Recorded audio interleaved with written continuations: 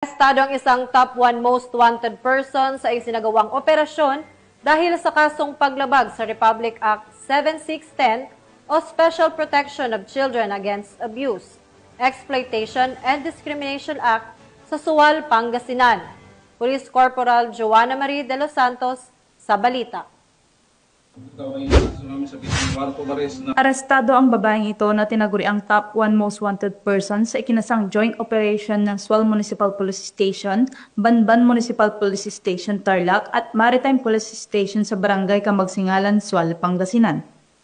Kinilala ni Police Captain John C. Ramos, officer in charge ng Sual MPS, ang suspect sa pangalang Marie, 36 anyos, isang housewife at residente ng nasabing barangay.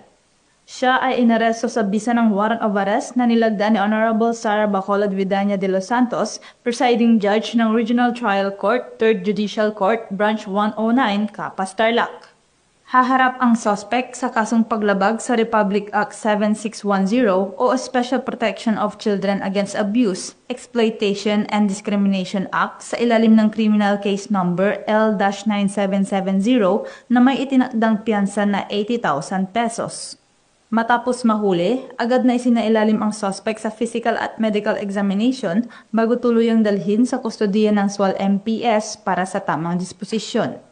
Tiniyak naman ng pulisya na magpapatuloy ang kanilang masinsinang operasyon laban sa mga wanted persons upang mapangalagaan ang kapayapaan at kaligtasan ng komunidad. Mula dito sa Ilocos Region, ako ang iyong PNN Correspondent, Police Corporal Joanna Marie de los Santos, alagad ng batas, tagataguyod ng balitang pulis.